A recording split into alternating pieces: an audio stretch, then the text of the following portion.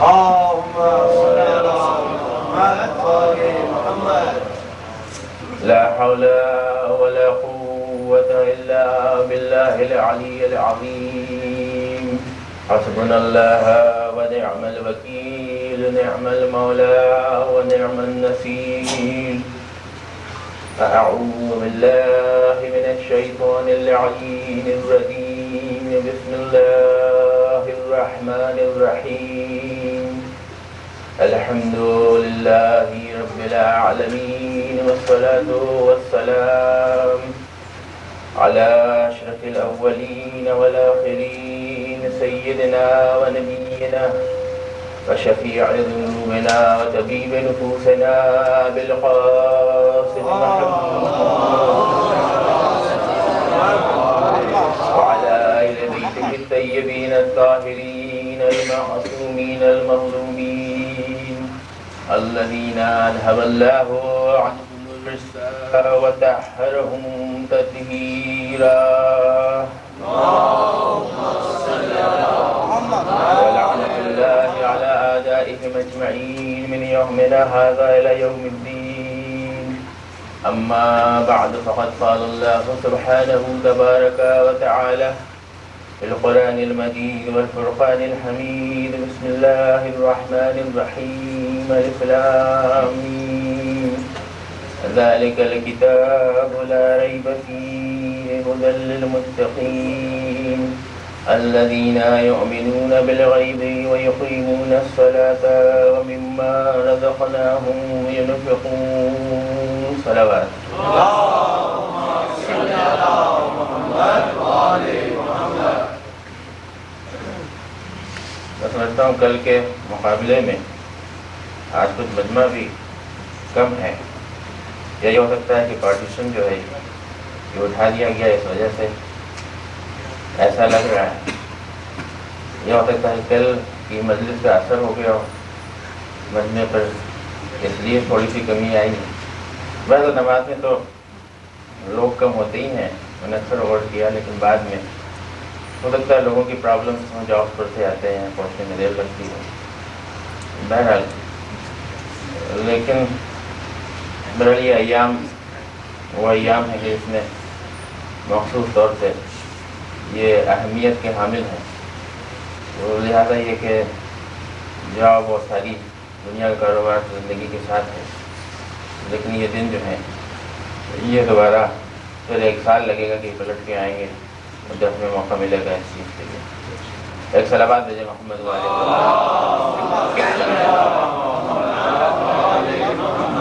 ارشاد رب العزت ہے کہ اللہ کی یہ کتاب کہ جس میں کسی شک و شبہ کی گنجائش نہیں، یہ ان کی ہادی ہے جو اللہ سے ڈرتے ہیں، اللہ کا خوف رکھتے ہیں، اور یہ ان کی ہادی ہے کہ جو نمازوں کو قائم کرتے ہیں اور غیب پر ایمان رکھتے ہیں، اور جو کچھ اللہ نے ان کو دیا اس میں سے وہ انفاق بھی کرتے ہیں، دوسرے کا حق بھی پہنچاتے رہتے ہیں. آپ حضرات کے سامنے برابر 2 روز سے اسی آیات کے ذیل میں گفتگو ہو رہی ہے، اور میں آپ کے سامنے عرض کرتا رہا کہ اللہ کی وہ کتاب کہ جس کے اندر کوئی شک اور شبہ نہیں ہے، اور قرآن کا خود چیلنج ہے اور دعویٰ ہے کہ تم اس کا مثل نہیں لا سکتے، اور اس میں نہ کوئی اختلاف ہے، نہ اس میں کوئی شک ہے، اور نہ اس میں کوئی شبہ ہے، اور نہ اس میں کوئی ضعیف بات ہے. تم اس میں کوئی بھی عیب اس کے اندر نکال نہیں سکتے ہو. تو ظاہر ہے میں نے یہ بھی عرض کیا تھا کہ جب اللہ نے قرآن بھیجا یا کوئی بھی کتاب بھیجی تو ساتھ میں بتانے والا بھیجا، ساتھ میں سمجھانے والا بھیجا، ساتھ میں مفسر بھیجا، تاکہ تم جو ہو اختلافات کی دنیا میں مبتلا نہ ہو جاؤ، تاکہ تم جو ہو کہیں گمراہ نہ ہو جاؤ. کیونکہ اللہ کی وہ کتاب ہے کہ اس کے لیے ارشاد ہوا کہ لا رب ولا یابس الا فی کتاب مبین، کہ کوئی خشک و تر ہم نے نہیں چھوڑا مگر اس کتاب مبین کے اندر جو کھلی ہوئی کتاب ہے. تاہم آپ روزمرہ مشاہدہ کرتے ہیں کہ یہ عام کتابیں جو ہیں جو مدرسوں میں اسکولوں میں چلا کرتی ہیں، یہ بغیر کسی کے سمجھائے ہوئے ہماری سمجھ میں نہیں آتی، یہ بغیر کسی استاد کے یہ کتابیں سمجھ میں نہیں آتی۔ تو اللہ کی وہ کتاب کہ جو کہ کب سے ہے اور کب تک رہے گی، اور جب کہ نہ کوئی خشک اس میں چھوٹا نہ کوئی تر اس میں چھوٹا، کوئی چیز ایسی نہیں جو اسے موجود نہ ہو، تو انصاف کا تقاضا یہ ہے کہ بغیر کسی کے سمجھائے ہوئے وہ کتاب کیسے سمجھ میں آ سکتی ہے۔ لہذا آپ غور فرما لیں کہ رسول اسلام کے اوپر یہ ذمہ داری تھی کہ جب قرآن کو امت تک پہنچانا تھا تو کچھ لوگوں کو بھی بتانا تھا کہ تم کو قرآن ان کے ساتھ سمجھ میں آئے گا۔ لہذا جاتے جاتے کہہ دیا کہ دیکھو میں دنیا سے جا رہا ہوں، انی تارک فیکم الثقلین، تمہارے اندر دو گراں چیزیں چھوڑ کے جا رہا ہوں۔ وہ کیا ہے؟ وہ اللہ کی کتاب ہے، وعترتی اہل بیتی، یا بعض روایات کے مطابق وسنتی۔ تو اس میں ہمیں کوئی پرابلم نہیں ہے، اگر عترتی کہا جب بھی ٹھیک ہے، اہل بیتی کہا جب بھی ٹھیک ہے، اور سنتی کہا جب بھی ٹھیک ہے، کیونکہ سنت جو ہے وہ ماڈل بھی ہم دیکھیں گے۔ سنت کتابی میں دیکھنا ہوتی تو قرآن کو پڑھ لیتے، لہذا اگر سنتی کہا جب بھی ٹھیک ہے، کیونکہ قرآن کے ساتھ ہم کو ایک رول ماڈل چاہیے، اگر رول ماڈل نہیں ہے تو قرآن کافی تھا۔ پھر یہ کہنے کی کیا ضرورت ہے کہ اہل بیتی یا عترتی؟ تو اس کا مقصد یہ ہے کہ ایک تو کتاب ہوگی لکھی ہوئی، اور دوسرے کچھ اشخاص ہوں گے، کچھ افراد ہوں گے جو اس لکھے ہوئے کو تمہیں سمجھائیں گے، جو کہ ماڈل ہوں گے تمہارے لیے۔ تو اگر سنتی کہا جب بھی ٹھیک اور عترتی کہا جب بھی ٹھیک۔ آپ غور فرما لیں، ابتدائی اسلام کے اندر جب اللہ کے رسول نے پیغام پہنچایا کہ اللہ ایک ہے، صرف توحید کا کلمہ قوم کو پڑھواتے رہے، لیکن عمل کی منزل میں داخل نہیں ہوئے، صرف یہ بتاتے رہے کہ اللہ ایک ہے، صرف یہ بتاتے رہے کہ شرک سے بچو، صرف یہ بتاتے رہے کہ کفر کیا چیز ہے، لیکن نماز کا حکم نہیں آیا، حجاب کا حکم نہیں آیا، حج کا حکم نہیں آیا، اس لیے کہ حکم تو نماز کا آ جاتا، لیکن یہ کہ کچھ افراد ایسے بھی تھے، ایک صنف ایسی بھی تھی کہ جس کو پڑھ کے بتاتا کون؟ رسول اللہ۔ مردوں کی نماز پڑھ کے تو بتا سکتے تھے، لیکن عورتوں کی نماز پڑھ کے کون بتاتا کہ عورت کو نماز کیسے پڑھنا چاہیے؟ رسول اللہ میدان جہاد میں جہاد کر کے تو بتا سکتے تھے، لیکن جو عورتوں کا جہاد ہے حجاب، اسے کون بتاتا کہ حجاب کیسے کرنا چاہیے؟ لہذا تاریخ گواہ ہے کہ رسول انتظار کرتا رہا کہ ایک ایسا رول ماڈل آ جائے جس کو سامنے پیش کیا جا سکے، ایک ایسی معصومہ آ جائے جس کو سامنے بتایا جا سکے۔ اس لیے آپ دیکھ لیں کہ خود رسول کی زوجہ جناب خدیجہ ظاہر بہت نیک بیوی تھیں، بہت بعمل بیوی تھیں، لیکن اسلام میں حجت اسی کا عمل ہو سکتا ہے جو معصوم ہو، اور فرمایا آپ نے اس کو۔ لہذا جناب خدیجہ کا عمل حجت نہیں ہو سکتا تھا امت کی عورتوں کے لیے، لہذا ضرورت تھی کسی معصومہ کی کہ جب وہ معصومہ آ جائے اور وہ رول ادا کرے، جب پھر حجاب کا حکم دیا جائے کہ حجاب کریں امت کی عورتیں تو ایسے ہی کریں جیسے میری بیٹی کرتی ہے، عورتیں نماز پڑھیں تو ایسے پڑھیں کہ جیسے فاطمہ پڑھتی ہے۔ تو انتظار تھا رول ماڈل کا۔ صرف کتاب جو بات میں آپ کے سامنے عرض کر رہا ہوں وہ یہ ہے کہ کتاب جو ہے کتنی جامع ہو، اور جتنی جامع ہوگی اتنا مشکل ہوگا اس کا سمجھنا، لہذا ساتھ میں ایک رول ماڈل چاہیے، ساتھ میں بتانے والا چاہیے، ساتھ میں اس کے اوپر جیسا ایسا عمل کرتا جائے تاکہ مطابقت کتاب سے ہوتی جائے۔ اور میں آپ کے سامنے عرض کروں کہ یہ بات کہ ہمارے لیے قرآن کافی ہے، جو مسلمانوں کے ذہنوں میں بات یہ ڈالی جاتی ہے، یہ صرف ایک کانسپریسی ہے۔ آپ غور فرما لیں اس کو کہ مباہلہ کا واقعہ بہترین واقعہ ہے اس دلیل اور حجت کے لیے کہ قرآن کے ساتھ اہل بیت جو ہے ان کا ہونا ضروری۔ میں صرف ساری باتوں کو چھوڑتے ہوئے میں صرف ایک بات میں مسلمان دنیا سے، عالم اسلام سے پوچھنا چاہتا ہوں کہ ابھی اس کی تاریخ زیادہ نہیں گزری، 24 ذی الحجہ عید مباہلہ آپ حضرات نے بھی منائی ہوگی۔ نجران کے عیسائی جو آئے تھے رسول اللہ کے پاس، اور سب کو پتا ہے کہ 3 دن تک بحث کرتے رہے، تو رسول اللہ ان کو کیا سنا رہے تھے؟ 3 دن تک جو بحث ہوتی رہی تو رسول ان کو کیا سنا رہے تھے؟ تو کہانی قصے پڑھ کے سنا رہے تھے؟ بظاہر قرآن پڑھ کے سنا رہے تھے۔ پہلے دن میں قرآن پڑھ کے سنایا، دوسرے دن میں قرآن پڑھ کے سنایا، تیسرے دن میں قرآن پڑھ کے سنایا، اور جب قرآن کافی نہ ہوا تو پھر اہل بیت کی ضرورت پڑی کہ اس قرآن کو سچا ثابت کرنے کے لیے جا کے اس صدیقہ کو لے کے آؤ کہ جو اللہ کی خاص کنیز ہے۔ تو حضور یہ بات امت کیوں نہیں سمجھتی کہ جب رسول اللہ کے لیے خود قرآن کافی نہ ہو سکا تو امت کے لیے قرآن کیسے کافی ہو جائے گا؟ محمد خود رسول کے زمانے میں رسول اللہ کے لیے قرآن کافی نہ ہوا اور ضرورت پڑی، اور بمطابق وہی ضرورت پڑی کہ اہل بیت کو لے کے آؤ، تو ظاہر ہے کہ امت میں رسول کے پاس قرآن کیسے کافی ہو جائے گا؟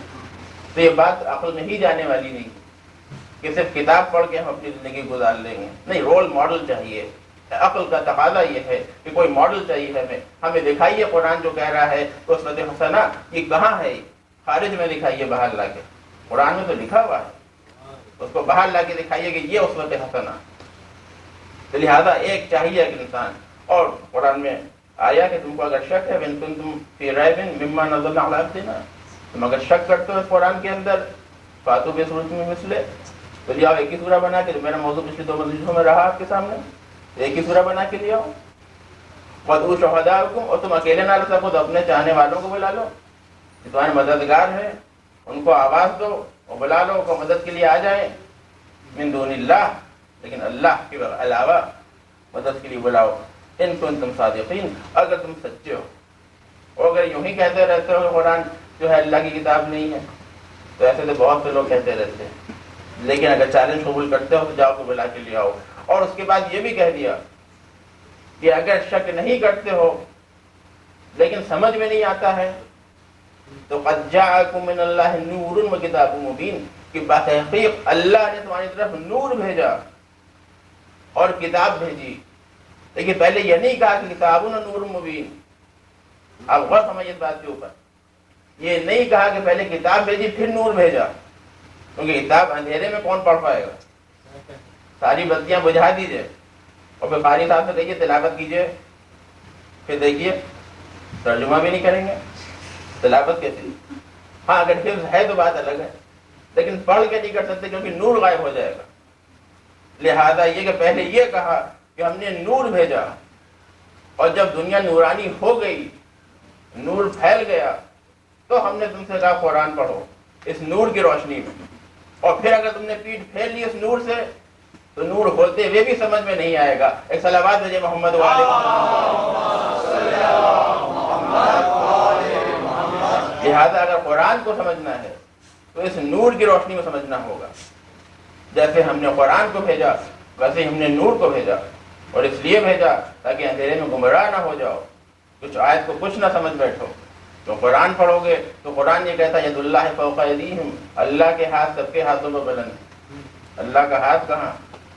اس لیے بیچارے کچھ گمراہ ہو گئے، انہوں نے کہا کہ اللہ اپنی دائنی ٹانگ ڈال دے گا جہنم میں، اور پھر جہنم کہے گی بس بس پالنے والے پیٹ بھر گئے۔ یہ روایت ہے صحیح کتابوں کی جو آپ کے سامنے عرض کر رہا ہوں۔ تو لہٰذا یہ کہ اگر اس نور کی روشنی میں نہیں سمجھو گے قرآن کو تو پھر یہی سمجھ میں آئے گا کہ اللہ کا ہاتھ جو ہے یعنی فزیکل ہاتھ جو ہے مادی وہ سب کے اوپر ہے، لیکن نور کی روشنی میں دیکھو گے معلوم ہوگا اللہ کی قدرت بیان کی جا رہی ہے کہ اللہ احاطہ کیے ہوئے ساری دنیا کے اوپر۔ ایک صلوات بھیج دیں محمد والے۔ تو اب تک جو میں آپ کے سامنے عرض کرتا رہا وہ یہ کہ اس میں اختلاف نہیں دوسرے مذاہب کی کتابوں کے بارے میں، لیکن میں نے ایک لفظ اگر آپ کو یاد ہوگا پہلے مجلس میں عرض کیا تھا کہ میں نے ایک بار بھی یہ نہیں کہا کہ اس میں اختلاف پیدا نہیں کیا جا سکتا، اس لیے کہ یہ ہمارے ہاتھوں میں ہے۔ لہذا یہ سازش رہی کہ قرآن میں اختلاف پیدا کر دیا جائے۔ قرآن ویسے ہی ہے جیسا آیا تھا، لیکن ہو سکتا ہے کچھ لوگ جانتے ہوں اور کچھ لوگوں کے لیے تعجب کی بات ہو، ایک قرآن اسی دنیا کے اندر 40 پاروں کا بھی رکھا ہوا ہے۔ ہندوستان میں پٹنہ میں ایک لائبریری ہے خدا بخش لائبریری، آپ وہاں جا کے دیکھیں، ایک قرآن رکھا ہے 40 پاروں کا، 30 پارے تو وہی ہیں جو پہلے ہیں، اور 10 پارے بعد میں جوڑے گئے ہیں، جس میں 2 سورے ہیں، ایک سورہ ولایت ہے، ایک سورہ نورین ہے۔ آپ سمجھے؟ یہ حضرت کو بدنام کرنے کا طریقہ یہ ہے کہ ایک گروہ ایسا ہے جو 40 میں بلیو کرتا ہے۔ آپ سمجھے اس بات کو؟ اس سے بات کیا ہے؟ بات یہ نہیں ہے کہ گروہ بدنام ہوگا، بات یہ اللہ کی کتاب جو اس میں ذوق پیدا ہو جائے گا کہ جب 40 کی تھی تو 30 ہی سامنے رہ گئے، تو غیر مسلم کہے گا ایسا دین کیسا؟ جب 10 پارے مکمل ہی نہیں ہیں پورے، تمہارا قرآن ہی نہیں پورا، تو تم کیسے دعوت دیتے ہو تو غیر مسلم کو ایک مسلمان بن جاؤ؟ تو آپ کی دعوت میں جو ہے وہ کمزوری پیدا ہو جائے گی۔ اس لیے ایک سازش یہ کی گئی کہ 10 پارے ایڈ کر کے ایک قرآن رکھ دیا گیا جو ابھی میوزیم میں محفوظ ہے اور دیکھا جا سکتا ہے۔ لیکن ایک ادنا سا عربی کا جاننے والا جو ہے وہ اس بات کا پتہ لگا سکتا ہے کہ ان 30 پاروں میں جو فصاحت و بلاغت ہے اس میں، اور ان 10 پاروں میں جو بعد میں جوڑے گئے اس میں زمین آسمان کا فرق ہے، اور ہونا بھی چاہیے کیونکہ وہ 30 آسمان سے آئے تھے، 10 زمین سے بنے ہیں۔ ایک صلوات بھیجیں محمد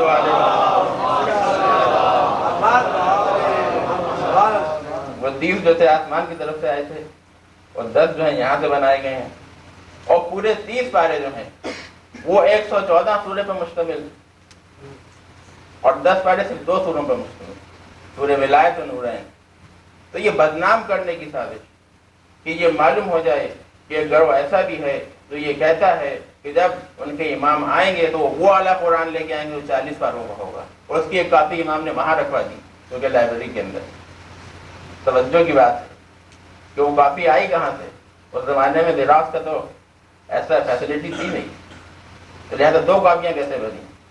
تو لہٰذا یہ ایک جو ہے یہ پروپیگنڈا ہے حق کے خلاف، تاکہ حق جو ہے کمزور نظر آئے، اور جب آپ دعوت دیں دوسروں کو تو وہ کہیں بھائی تمہارے دین کا بھروسہ ہی کیا؟ آج کے تو 40 سے 30 ہے، 10 پتہ نہیں کہاں چلے گئے، کل معلوم ہوگا 60 سے، تو پتہ نہیں کیسا دین ہے یہ۔ تو کمزور کرنا، اور صرف یہی نہیں ہے قرآن کے لیے، بلکہ رسول 2 چیزوں کو چھوڑ کے گئے تھے، ایک قرآن اور اہل بیت۔ تو اس کے بعد اہل بیت میں بھی ذوق پیدا کیا جائے، اہل بیت کے بارے میں بھی کہا جائے۔ تو میں آپ سے عرض کروں گا کہ قرآن میں اختلاف جو ہے وہ پیدا ہوا، اور آپ کو تعجب ہوگا کہ سب سے زیادہ اختلاف جو ہے قرآن میں وہ ایک آیت کے اندر ہے۔ مختلف آیات میں اختلاف ہے، لیکن سب سے زیادہ اختلاف جو ہے قرآن مجید کے اندر، اگر آپ ترجموں کو دیکھیں مسلمانوں کے تو آئے مودت میں اختلاف ملے گا، مختلف تفاسیر آپ کو ملیں گی، 50 تفسیر مل سکتی ہیں اس سلسلے میں۔ اگر آئے مودت دیکھیں تو سیدھی سی آیت ہے کہ رسول سے کہہ دیے قل لا اسألکم علیہ اجرا، کہ ہمیں کوئی اجرت نہیں چاہیے الا المودۃ فی القربى، کہ صرف یہ تمہارے قرابت داروں سے مودت رکھیں۔ محبت مودت میں بڑا باریک فرق ہے، یہ مودت رکھیں۔ لہذا آپ جہاں اور ترجمے اس کے کیے گئے، ایک ترجمہ میں آپ کے سامنے عرض کرتا ہوں اس کی تفسیر، اور ظاہر ہے کہ وہ بھی عالم دین ہیں اور آپ خود سمجھ جائیں گے ان کے ترجموں سے کہ کیسا ترجمہ انہوں نے کیا ہے۔ اور ظاہر ہے کہ قرآن ترجمہ جو کرے گا وہ عالم ہی ہے، ظاہر تو نہیں اتنی جسارت کر سکتا قرآن ترجمہ کرے۔ لہٰذا انہوں نے قرآن میں لکھا اس کی تفسیر میں کہ اس کو لوگ سمجھے نہیں، اس آیت کو تو کیا سمجھے؟ ان کا خدا بند عالم ارشاد یہ فرما رہا ہے کہ اے رسول آپ مسلمانوں سے کہہ دیجئے کہ ہمیں کوئی اجر رسالت نہیں چاہیے مگر یہ کہ ہر مسلمان اپنے اپنے قرابت داروں سے مودت رکھے۔ اور فرمایا آپ نے کہ ہر مسلمان اپنے اپنے رشتہ داروں سے مودت رکھے، لیکن ترجمہ تو یہ کر دیا، اور ظاہر ہے کہ اعتراض کی بات نہیں کیونکہ وہ عالم تھے، مفسر تھے۔ لیکن ایک بات میں نے عرض کی کہ اگر تھوڑا سا آگے اور بڑھا دیتے، کیونکہ رشتہ داروں میں تو کافر بھی ہوتے ہیں اور مومن بھی ہوتے ہیں۔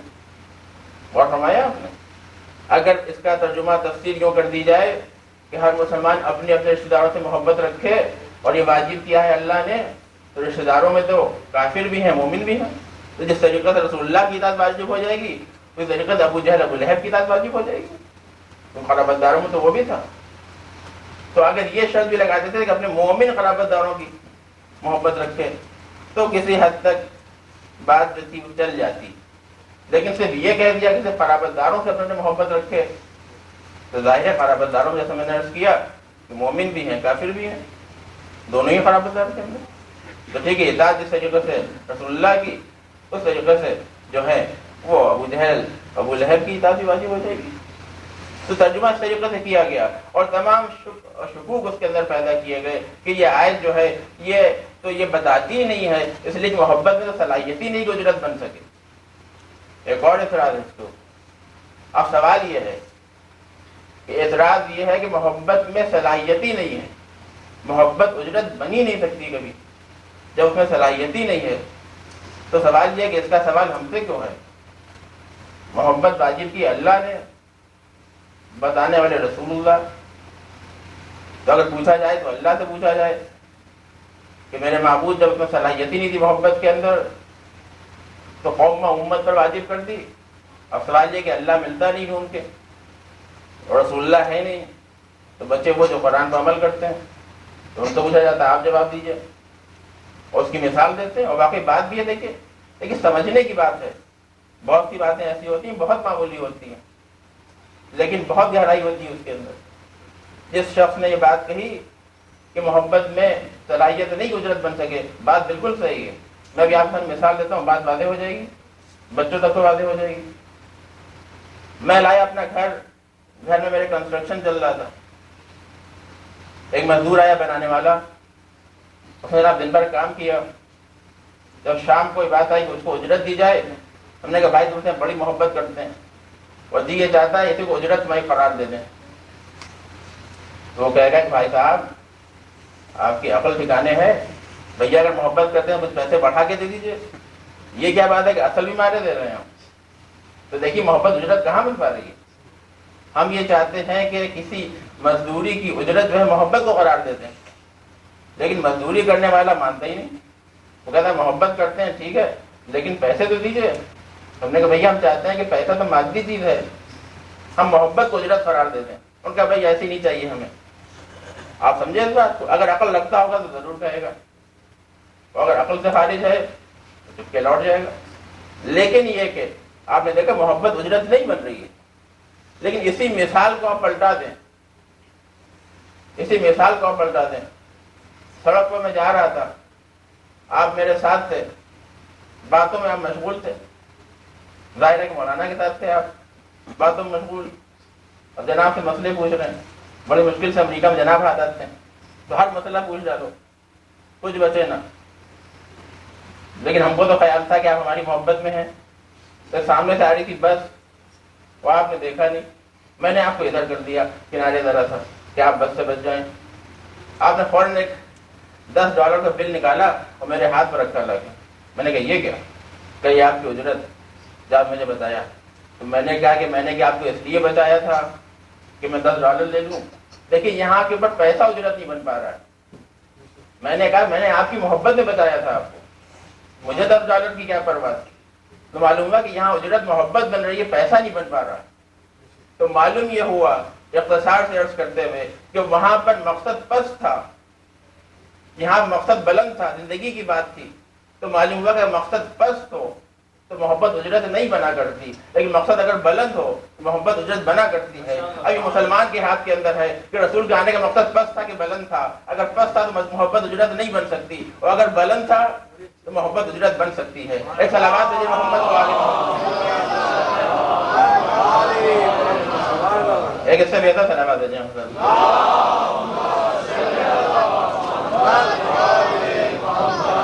تو اللہ نے محبت کو واجب کیا، لہذا اللہ بہتر عالم ہے کہ محبت میں صلاحیت ہے اجرت بننے کی کہ نہیں۔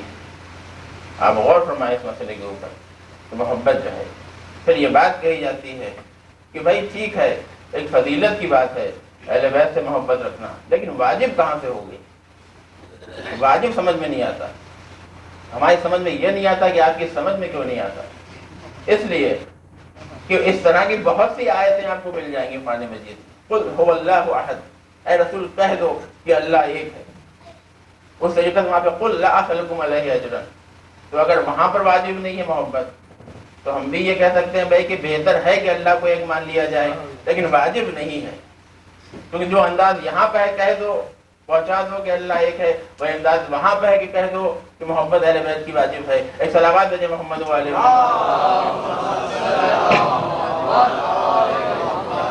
لہٰذا یہ ایسے آپ غور فرما لیں کہ یہ چیز جو ہے تو میں نے آپ سامنے عرض کی، یہ ایک ایسا ڈیلیکیٹ مسئلہ ہے کہ اس کو سمجھنا چاہیے۔ ہاں یہ ضرور ہے کہ اپنوں نے بھی اس کو اپنی طریقے سے موڑا، اس آیت کو سمجھ گئے آپ؟ جیسا اب بات آپ پر آ گئی کہ ہم کیا سمجھتے ہیں اس آیت سے؟ ہم سمجھتے ہیں بس ہم ہی محبت کرنے والے ہیں، اس کے علاوہ کوئی ہو نہیں سکتا، ہم ہی اہل بیت کے شہدائی ہیں، اس کے علاوہ کوئی ہو نہیں سکتا۔ لیکن اللہ نے ایک چار دیواری کھڑی کر دی ہے اس آیت کے ارد گرد، ایک باؤنڈری بنا دی۔ اکثر ذاکرین یہیں سے پڑھتے ہیں اس آیت کو، لیکن یہ آیت یہاں سے نہیں شروع ہوتی۔ یہ سورہ شورى کی آیت جو ہے، یہ ٹکڑا جو ہے فقرہ یہاں سے نہیں شروع ہوتا ہے، اگر آپ غور فرمائیں۔ ذالک الذی یبشر اللہ عبادہ الذین آمنوا وعملوا الصالحات، اے رسول کہہ دیجئے یہ خوشخبری صرف ان لوگوں کے لیے ہے جو ایمان لائے ہیں اور جنہیں نیک اعمال کیے۔ تو اہل بیت کی محبت کے چاروں طرف ایک باؤنڈری کھینچی ہوئی ہے، ایمان کی اور نیک اعمال والوں کی۔ اب وہی اس باؤنڈری کو کراس کر سکتے ہیں جن کے پاس ایمان بھی ہے اور نیک اعمال بھی ہے۔ سبحان اللہ، سبحان اللہ۔ لہٰذا پہلے یہ شرط لگا دی گئی، یہ سوال ان لوگوں سے کیا جا رہا ہے، ذالک الذی یبشر اللہ عبادہ الذین آمنوا وعملوا الصالحات، یہ خوشخبری صرف ان لوگوں کے لیے جو ایمان لائے ہیں، جنہوں نے نیک اعمال کیے ہیں۔ جب ان دو منزلوں سے گزر چکے ہیں تو پھر ان کو حق حاصل ہے کہ ان سے کہا جائے کہ اجرت جو ہے وہ اہل بیت کی محبت ہے۔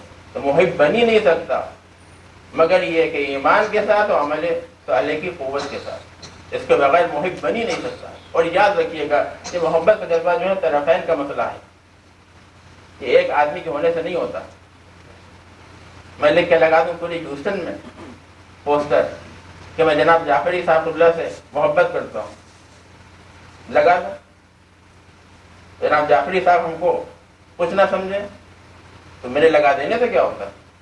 پوری ہیوسٹن بینر لگ جائے کہ محبت کرتا ہوں، لیکن وہ کچھ نہ سمجھیں۔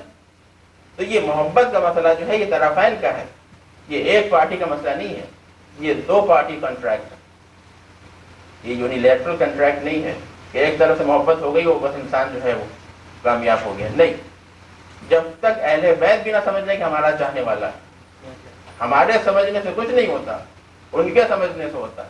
ہم سمجھتے رہیں زندگی بھر کے چاہنے والے ہیں، تو کل جب ان کا سامنا ہوگا وہ انکار کر دیں گے، کوئی زور ہے ہمارا، یعنی ہم تو چاہتے تھے آپ کو، لہٰذا ہم چاہنے والوں میں ہیں۔ تو لہٰذا یہ مسئلہ جو ہے یہ دونوں طرف سے مسئلہ ہے، ہم محبت کرتے ہیں، وہ اپنا محب سمجھتے ہیں، تب یہ محبت کا رشتہ جو ہے وہ کامل ہوتا ہے، وہ پورا ہوتا ہے۔ اگر وہ نہیں سمجھتے تو ہم چاہتے رہیں۔ لہٰذا یہ کہ انشاءاللہ پھر تفصیل درس کرتے رہیں گے آپ کے سامنے کہ کیسے وہ سمجھیں گے اور کیسے ہمیں کرنا چاہیے اور ایک محب کی شان کیا ہونا چاہیے۔ لیکن ابھی جو آپ کے سامنے بات عرض کرنا ہے وہ یہ عرض کرنا ہے کہ یہ چیزیں چلتی رہیں تاکہ قرآن میں انسان کا عقیدہ جو ہے وہ کمزور ہو جائے، اہل بیت میں انسان کا عقیدہ جو ہے کمزور ہو جائے، تاکہ دین میں جب آپ دعوت کریں تو لوگ آپ کے دین سے واقف نہیں ہوں گے، وہ آئیں گے نہیں۔ لہٰذا یہ کہ اس کے ساتھ ساتھ ایک نعرہ اور بلند ہوا اہل بیت کے سلسلے میں کہ رسول کی دو حیثیتیں تھیں، آپ سمجھے نہیں، اس کا بہت گہرا تعلق ہے۔ ایک بشری حیثیت تھی اور ایک نبوی حیثیت تھی۔ کبھی رسول بشر ہوتے تھے اور کبھی رسول نبی ہوتے تھے۔ تو معلوم ہوا کہ نبوت کا دفتر کھلتا تھا اور 10 سے 5 تک نبی ہیں، اور 5 بجے کے بعد جو آدمی آئے حضور مسئلہ بتا دیجئے، ان کا تو بشر ہو گئے، تو کل 5 پھر آئیے گا 10 بجے، دفتر تو بند ہو گیا۔ تو سوال یہ ہے کہ ایک رسول کی زندگی جو تھی وہ بٹی ہوئی تھی، کبھی نبی ہے تو کبھی بشر ہے، کبھی ہم جیسا ہے، کبھی وہ اللہ کی طرف بھیجا ہوا مخلوق ہے، تو نبی ہے، معصوم ہے۔ تو دو، لیکن آپ سمجھے نہیں اس کے اندر بات کیا ہے، یہ بات کیوں کہی گئی کہ رسول اسلام کی زندگی تھی وہ 2 حصوں میں تھی، ایک بشری تھی ایک نبوی تھی۔ کیوں؟ اس لیے کہ جب وہ کوئی بات اللہ کے حکم کی کریں گے، دین کی بات بتائیں گے، نماز کی بات کریں گے، روزے کی بات کریں گے، حج کی بات کریں گے، تو ہم کہتے ہیں کہ نبی کی حیثیت سے کیا، نبی کی حیثیت سے حکم ہے۔ اور جب وہ کوئی اہل بیت کی بات کریں گے، جب وہ اپنے نواسے کی بات کریں گے، جب اپنی بیٹی کی بات کریں گے، جب اپنے بھائی کی بات کریں گے، تو ہم کہتے ہیں کہ ہر باپ اپنی بیٹی کو اچھا کہتا ہے، ہر نانا اپنے نواسے کو اچھا کہتا ہے، کون بھائی اپنے بھائی کو برا کہتا ہے؟ تو بشر کی حیثیت سے کہتے تھے۔ تو جتنی حدیثیں اب ملیں گی اہل بیت کے لیے، بیٹی کے لیے، داماد کے لیے، ہم کہتے ہیں کہ بشر تھے، یہ بشری حیثیت سے کہی گئی۔ جتنی حدیثیں ملیں گی نماز کے لیے، روزے کے لیے، حج کے لیے، ہم کہتے ہیں نبی کی حیثیت سے کی گئی. ظاہر ہے اپنے رشتے داروں کے لیے تعریف کرے گا تو انسان کی حیثیت سے، ہر انسان اپنے رشتے داروں کی تعریف کرتا ہے، کون سی خاص بات ہے. لیکن یہ کہ اس وقت کی تنگی میں آپ کے سامنے عرض کرنا ہے کہ سوال یہ ہے کہ رسول اللہ کی بہت سی احادیث ہیں. یہ علی حب کا ایمان، اے علی تمہاری محبت جو ہے ایمان میں سے ہے. تو ایمان اور کفر میں تمیز بتانا یہ رسول کا فرض تھا اسلامی حیثیت سے کہ نہیں تھا؟ رسول اللہ پر یہ واجب تھا کہ بتائیں کہ ایمان کیا چیز ہے اور کفر کیا چیز ہے. اور حدیثیں ہیں، اے علی تمہاری صلح ہماری صلح، تمہاری جنگ ہماری جنگ. تو صلح و جنگ کو آشکار کرنا، اس کے بارے میں اس کو بتانا یہ رسول کا فرض تھا کہ نہیں تھا؟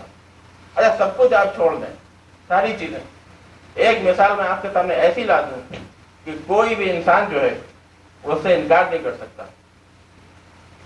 یہ بتا دیں کہ رسول جو ہے وہ نبی کب ہوتا ہے اور بشر وہ کب ہوتا ہے. تو ظاہر اس کے علاوہ کوئی بات نہیں ہے کہ جب رسول جو ہیں وہ میرے رسول کے اوپر ہو، مسجد میں ہو، وہی کا سلسلہ جاری ہو، احکام الہی بیان کر رہے ہوں، تو یقیناً وہ رسول ہوگا اس وقت. اور جب رسول جو ہو وہ گھر کی چار دیواری میں ہو، اپنے گھر کے اندر ہو، تو ہو سکتا ہے وہ بشر ہو، نبی نہ ہو.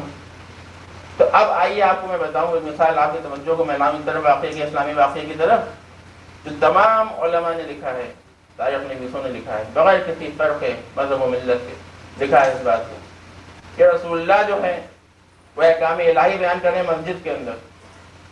اور اسی اثنا میں یہ دیکھا گیا کہ ایک بچہ آیا، ابا کا دامن اس کے پیر سے پھنسا اور وہ بچہ گر پڑا. رسول اللہ نے متفقہ علیہ روایت ہے جو آپ کے سامنے عرض کر رہا ہوں، کوئی اختلاف نہیں اس کے اندر. رسول اللہ نے خطبے کو منقطع کیا، آئے بچے کو گود میں اٹھایا، گود میں لے کے ممبر پر آئے، اور اب گفتگو کا سلسلہ بدل گیا. اب تک یہ بیان ہو رہا تھا کہ دیکھو نماز کیا چیز ہے، روزہ کیا چیز ہے، حج کیا چیز ہے، اللہ کیا ارشاد فرماتا ہے.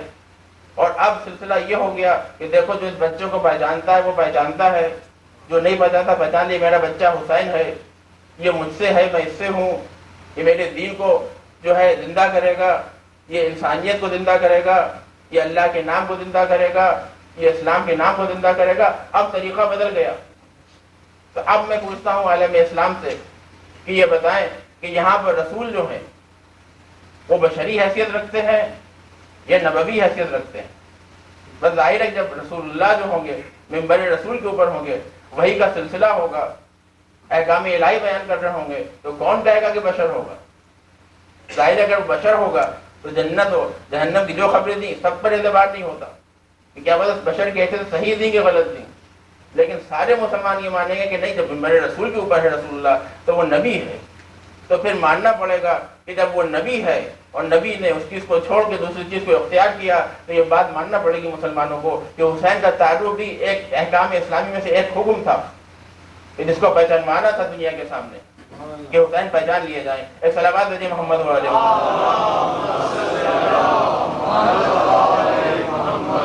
لہذا رسول اللہ نے یہ بات کر کے بتا دی کہ دیکھو میں نبی کی حیثیت سے میرے فرائض نبوت میں سے ایک چیز یہ ہے کہ جہاں مجھ پر واجب ہے میں تم کو یہ بتاؤں کہ نماز کس طریقے سے پڑھی جاتی ہے، اور اللہ نے نماز کو واجب کیا ہے. اسی طریقے سے پر واجب یہ ہے کہ میں یہ بتاؤں تم کو کہ حسین کی محبت تم سب پر فرض ہے، واجب ہے. اور حسین جو ہے کہ وہ ہے میرا بچہ جو مجھ سے ہے اور میں اس سے ہوں. اس کی اہمیت کو سمجھو، تم جانو اور پہچانو اس کو کہ یہی بچہ ہوگا جو میرے دین کو بچائے گا، جو مسلمانوں کی عزت کو بچائے گا، جو اسلام کی اہمیت کو بچائے گا. یہ یہی حسین ہوگا. لیکن چاہنے والوں یہ یہی حسین ہے کہ جس کو اسی مدینے میں کہ جہاں کے اوپر رسول اللہ نے ممبر رسول سے اپنے خطبے کو منقطع کر کے پہچانوایا کہ دیکھو یہ میرا بچہ جو ہے یہ کس اہمیت کا حامل ہے. اسی حسین کے لیے میں نے کل عرض کیا تھا آپ کے سامنے کہ اس مدینے میں جگہ نہیں ہے اس کے لیے کہ وہ رہ سکے. لہذا آج آپ کے سامنے میں ابھی مسائل کی طرف نہیں آ رہا ہوں، پھر یہ بات عرض کرنا ہے کہ حسین نے مدینہ چھوڑ کے اور جب مکے میں پناہ لی تو مکے میں بھی فوجی آ گئے اور حاجیوں کے بھیس میں آ کے انہیں نے اس ارادے سے کہ حسین کو قتل کر دیا جائے۔ بس میں آپ کی توجہ کو اس طرف لانا چاہتا ہوں کہ آپ غور فرمائیں کہ یہ بھی حسین کا ایک سیاسی قدم تھا جس کو دنیا نہیں سمجھ سکی تھی، کہ حسین نے وہ حسین کہ جس نے 11 یا 15 حج پیدل کیے ہوں، وہ حسین حج کے موقع کے اوپر حج کو چھوڑ کے کیوں جا رہا ہے؟ اس کی طرف تمام عالم اسلامی کو متوجہ کرانا تھا کہ دیکھو رسول کا نواسا آخر مکے کو چھوڑ کے عین حج کے موقع پہ کیوں جا رہا ہے۔ آج یہ خیال ہمارے اندر جو ہے بدقسمتی سے پیدا ہو گیا ہے کہ سیاست اور ہے اور دین اور ہے۔ سیاست ایک الگ چیز ہے اور دین ایک الگ چیز ہے۔ آپ یقین مانیں، میں ممبر پر بیٹھا آپ کے سامنے عرض کر رہا ہوں، یہ خیال جو ہے دشمنوں کا ڈالا ہوا ہے ذہن کے اندر۔ یہ خیال جو ہے یہ وہ کہ دشمنان اسلامی جو ہیں ان کا ڈالا ہوا ہے۔ وہ تو خوش ہوتے ہیں کہ آپ نماز پڑھتے رہیے سینٹر کے اندر، اس سے بہتر کیا چیز؟ بڑا کیجیے نماز سینٹر میں، یہ نہ جانے دنیا میں کیا ہو رہا ہے، مسلمانوں پہ کیا گزر رہی ہے، بھائی اس سے اچھی کیا چیز ہے؟ وہ آپ کو سینٹر بنا کے دے دیں گے پورا، تو بھیا پڑھا کرو نماز صبح سے شام تک، رات سے صبح تک، اور آپ کو حدیثیں سنائیں گے نماز تہجد واجب، وہ جو ہے بڑی اچھی چیز ہے، پڑھا کیجیے۔ لیکن یہ نہ سوچو، اس بات کی فکر نہ کرو کہ مسلمانوں پہ کیا گزر رہی ہے دنیا میں، کیونکہ اگر یہ سوچو گے تو پھر مسلمان جو ہے اس میں ایک جاگ پیدا ہو جائے گی، لہذا یہ نقصان دہ ہے ان کے لیے۔ تو میرے بھائیوں، ہم کو اس سازش سے بچنا ہے اور ہمیں سمجھنا ہے، ہم ابھی اہمیت نہیں دے رہے ہیں اس بات کو۔ آپ ایک بات چھوٹی سی بتا دیں، میں زیادہ تفصیل میں نہیں جانا چاہتا، کہ جو خیال یہ پیدا کرتے ہیں اور ذہنوں میں یہ آتا ہے، وہی بیچارے معصوم بھائی ہوتے ہیں، نہیں سمجھتے اس بات کہ بھائی دین الگ ہے اور سیاست الگ ہے۔ آپ بتائیں رسول اللہ کے زمانے میں کہ یہ دونوں شعبے الگ الگ تھے؟ کیا رسول جی کہتے تھے بھائی دیکھو اگر کوئی جوڈیشری کا مسئلہ ہے، کوئی فوجداری کا مسئلہ ہے تو جاؤ بھائی دوسرے کے پاس، ہم لڑائی جھگڑا کیا جانے، ہم اللہ کی طرف سے رسول بنا کے بھیجیں گے، بتا دیں گے نماز کیسے پڑھی جاتی ہے، لیکن لڑائی جھگڑا ہم نہیں جانتے، ہم جاؤ کسی ایسے کے بعد جو لڑائی جھگڑا کرتا ہو فیصلہ کرے گا۔ لیکن ایسا نہیں تھا۔ کیا یہ بات غلط ہے کہ رسول اللہ کے زمانے میں خود مسجدیں جو ہوتی تھی وہ کینٹونمنٹ ہوا کرتی تھیں، وہ چھاونیاں ہوا کرتی تھیں؟ جب کسی جنگ پر رسول اللہ تشریف لے جاتے تھے تو مسجد ہی میں سب آراستہ کی جاتی تھی صفیں، اور پھر جا کے جنگ کیا کرتے تھے۔ تو اس زمانے میں ایسا نہیں تھا، دین وہ الگ تھا۔ میں آپ کے سامنے عرض کروں، آپ برابر سنا کرتے ہوں گے محراب، یہ مسجد میں محراب کیا چیز؟ محراب جو ہے یہ لفظ حرب سے بنا ہے، حرب کے معنی ہوتے ہیں جنگ کرنے کے، اور محراب میں امام کھڑا ہوتا ہے جو پیش امام ہوتا ہے نماز جماعت کا، تو محراب میں اسی شخص کو کھڑا ہونے کی اجازت ہے کہ جو کفار اور کفر اور الحاد کے خلاف جنگ کر سکے، وہ محراب میں آ کے کھڑا ہوتا ہے، حرب کرنے کی طاقت جس کے اندر ہو۔ آپ غور فرمایا، ہمارے ذہنوں میں تصور یہ بیٹھا ہوا ہے مولانا کا کہ مولانا جو ہے بس دیجے سے اٹھا کہہ رہے ہوں، دیجے سے بیٹھا کر، اور ادھر ادھر میں گھوم کے دیکھا، وہ کہیں تو جناب ہیں، تو کہتے تھے جناب ہیں، کوئی تقویٰ ان کے اندر نہیں لگتا، سمجھے آپ؟ گلے کا بٹن کھلا ہوا، اب گرمی لگ رہی ہے جناب تو کیا کریں، انہوں نے ابھی کھولا ممبر پر آ کے، ایک صلوات بھیجیں محمد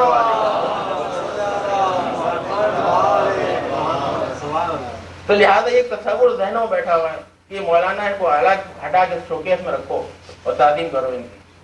لہٰذا یہ کہ یہ جو ہے ان کا کام نہیں ہے کہ یہ آئیں اور جا کے پوچھیں دنیاوی کاموں میں، پوچھیں بھائی کہ آپ سود تو یہ لے رہے ہیں کہاں سے لائے ہیں، بینک میں کہاں اپنا کرو، یہ سب آپ کے مطلب کی بات نہیں، آپ بس نماز پڑھاتے رہیے۔ یہ ذہنوں میں ایک خیال بیٹھا ہوا، زمانے سے بیٹھا ہوا ہے اس طریقے سے۔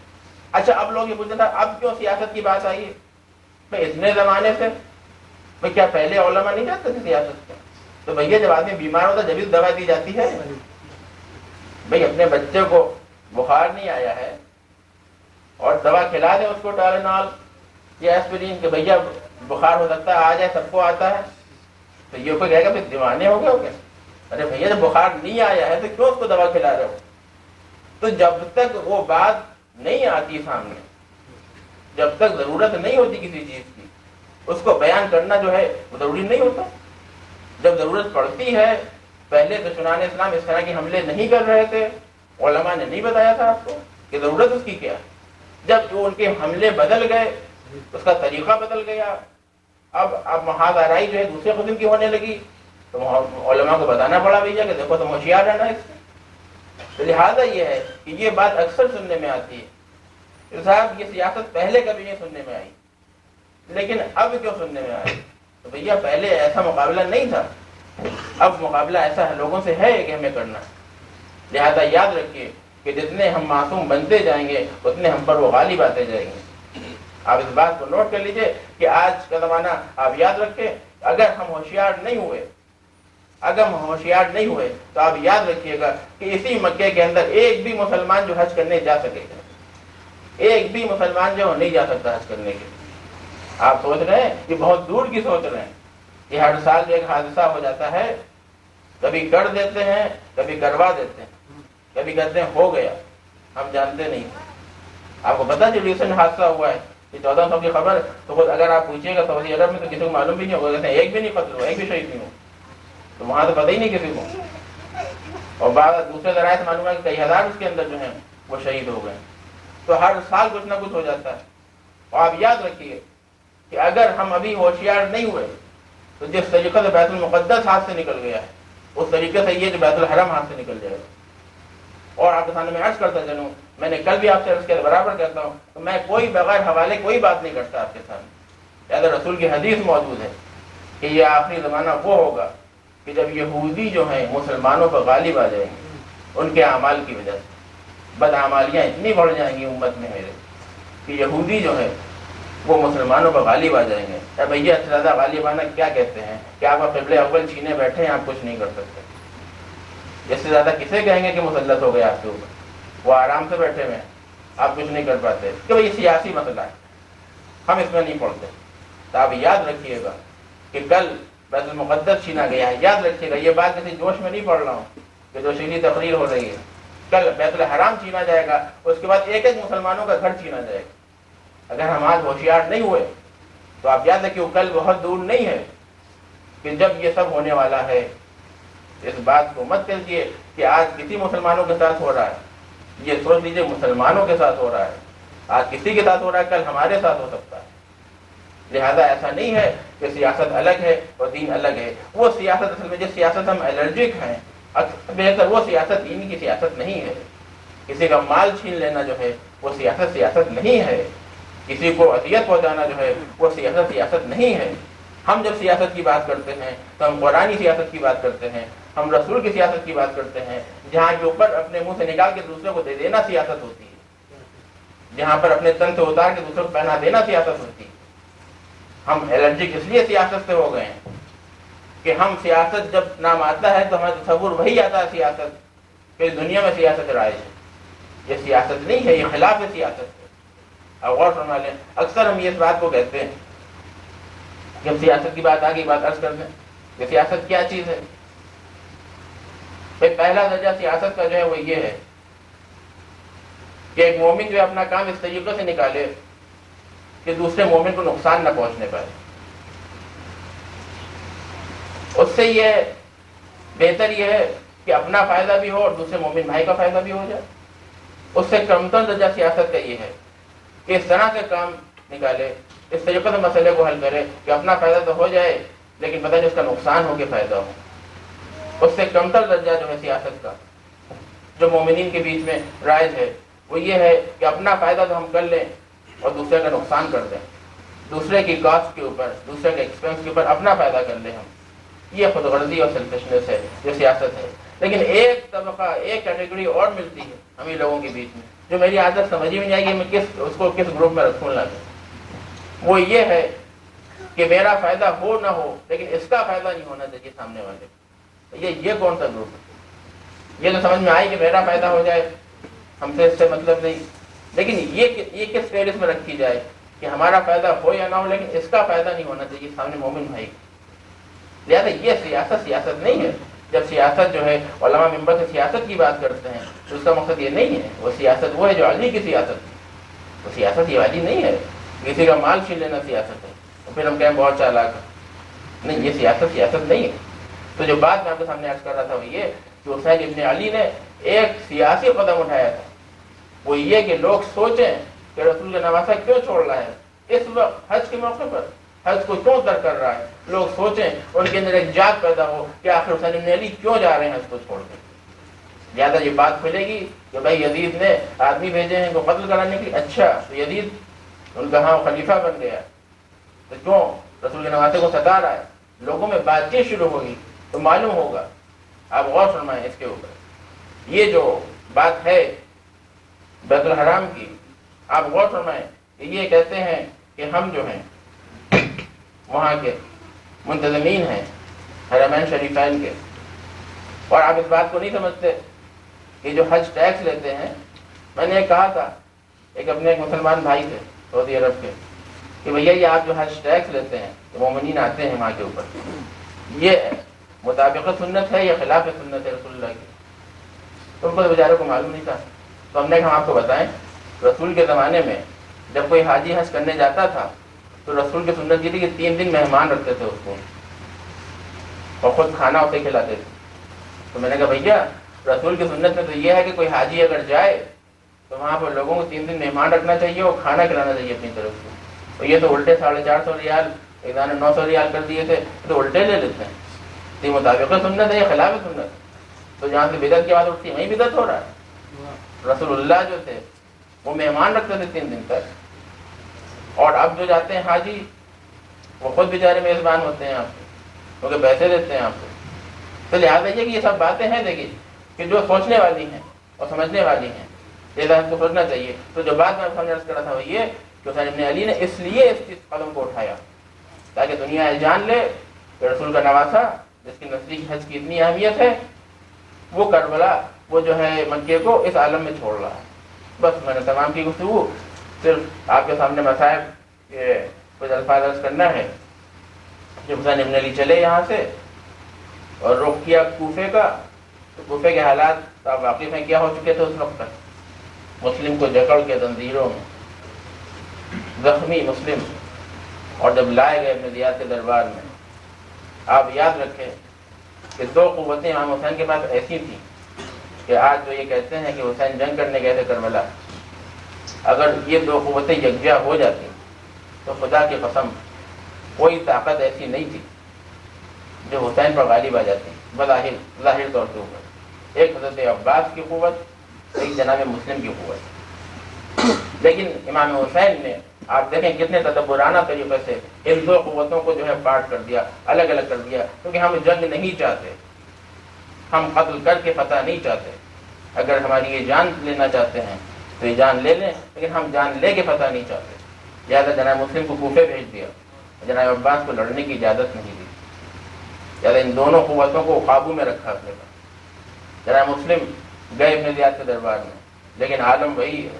کسی نے کہا کہ امیر کو سلام کرو تو میرا امیر حسین ہے، میرا امیر ابن زیاد نہیں. ابن زیاد نے کہا کہ مسلم سلام کرو یا نہ کرو، قتل تم کو ہم کرا ہی دیں گے. جناب مسلم نے کہا کہ ابن زیاد تو قتل سے ہمیں ڈراتا ہے، مجھ سے پہلے تجھ سے بدتر لوگوں نے مجھ سے بہتر لوگوں کو قتل کیا ہے، تو مجھے قتل سے کیا ڈراتا ہے؟ مجھے پتا ہے کہ مجھے قتل کرے گا. اور یہ جان لے. پوچھا مجھ سے کوئی وصیت ہے؟ تو میری کوئی وصیت نہیں ہے، صرف ایک وصیت ہے، وہ یہ ہے، مسلم نے رو رو کے بیان کی کہ کوئی میرے مولا حسین سے جا کے بتا دے کہ اب یہاں کی فضا ٹھیک نہیں، لہٰذا کوفے کی طرف آنا جو ہے ترک کر دو، کوفے کی طرف نہ آئے. مسلم شہید ہو گئے. آپ جانتے ہیں کہ لاش جو تھی وہ رسی باندھ کے کوفے کی گلیوں میں پھیلائی گئی. اور آپ سنیں گے آج کی شب جو ہے وہ مسلم سے نہیں بلکہ مسلم کے 2 چھوٹے چھوٹے بچوں سے منسوب ہے. لہذا وہ بچے کہ جو باپ کے ساتھ کوفے گئے تھے، ان بچوں کا جو سن تھا وہ 6-7 سال کا، انہوں نے اپنی آنکھوں سے باپ کا لاشا تھا کھینچتا ہوا دیکھا. اور اس کے بعد کیا کسی نے ان کو تسکین دی؟ کیا کسی نے ان کو دلاسا دیا کہ تم یتیم ہو گئے اور تمہارا باپ مار دیا گیا ہے اور سکون سے یہاں بیٹھ جاؤ؟ نہیں، در بدری کی زندگی، اس گلی سے اس گلی، شب کا عالم، تاریکی کا عالم. یہ بچے 6-7 سال کی عمر ان کی، یہ جائیں تو کہاں جائیں؟ کس سے کہ میرا بابا مار دیا گیا. تب دشمن ابن زیاد نے فوجیں لگا دی تھیں ان بچوں کی تلاش میں.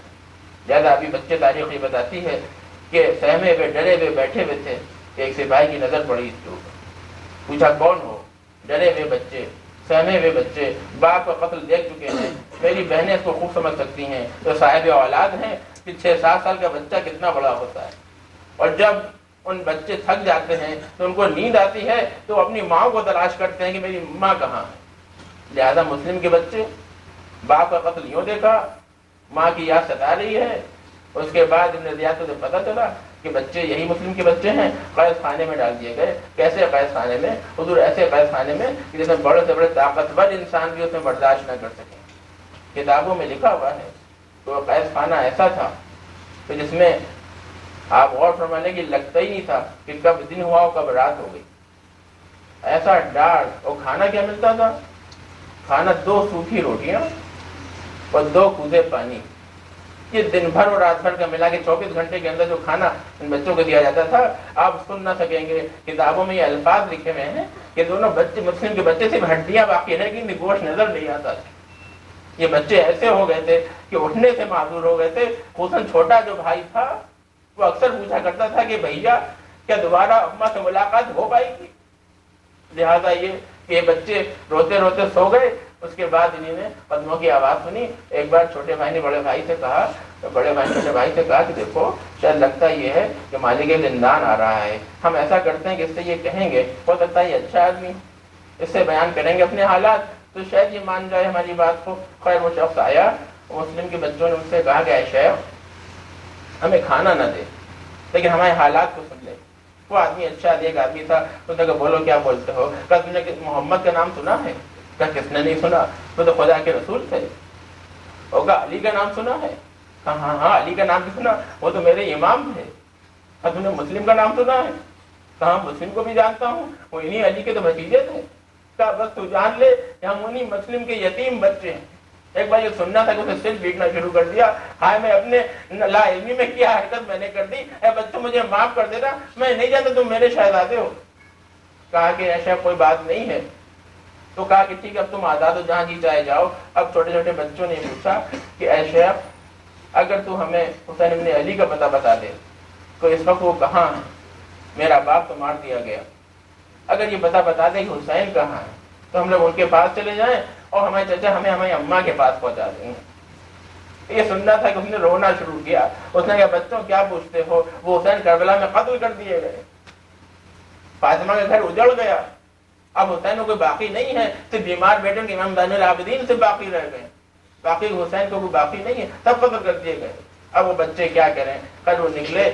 تاریخ بتاتی ہے کہ تھکے ہوئے بچے، ڈرے ہوئے بچے آ کے ایک باغ میں سو گئے. صبح جب اٹھے تو دیکھا کہ ایک سامنے ایک عورت کھڑی ہے. کہا کہ تو جانتی ہے کہ ہم لوگ کون ہیں؟ ہم مسلم کی یتیم بچے ہیں. ہائے رے بیچارگی، یہ بچے ایسے ہو گئے تھے کہ ہر ایک کو بتاتے تھے کہ ہم یتیم ہو گئے ہیں لیکن پھر بھی کوئی ان کا ساتھ نہیں دیتا تھا. وہ مومنہ عورت تھی. اس نے کہا ہاں میں جانتی ہوں، وہی مسلم کو شہید کر دیا گیا، وہی مسلمانوں نے دغا کی ان کے ساتھ. آؤ میرے ساتھ آؤ، میں تم کو لے کے جاتی ہوں گھر پہ اپنے.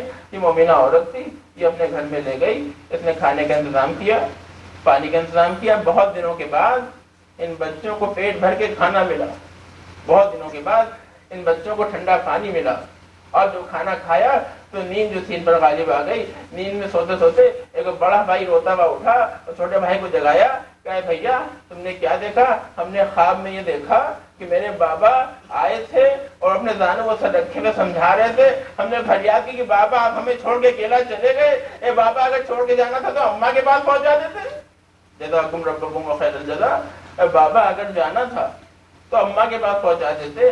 میرے بابا نے کہا کہ بچوں گھبراؤ نہیں، اب بہت جلدی وہ وقت آ گیا ہے کہ تم ہم سے ملنے والے ہو. کہا بھیا ایسا لگتا ہے کہ اب موت قریب ہے، اب موت بہت قریب ہو گئی ہے. اسی اسنا میں تاریخ نے یہ لکھا کہ ایک شخص جو حارث ملعون جس کا نام تھا وہ اسی مومنہ کا داماد تھا. اور ابن زیاد نے اعلان کرایا تھا کہ جو ان بچوں کے سر قلم کر کے لائے گا اس کو 2000 درہم جو ہے انعام دیا جائے گا. تو یہ ملعون اسی فکر میں دن بھر دوڑتا رہا کہ کئی دن بچوں کا پتہ چل جائے، لیکن بچوں کا پتہ نہ چل سکا.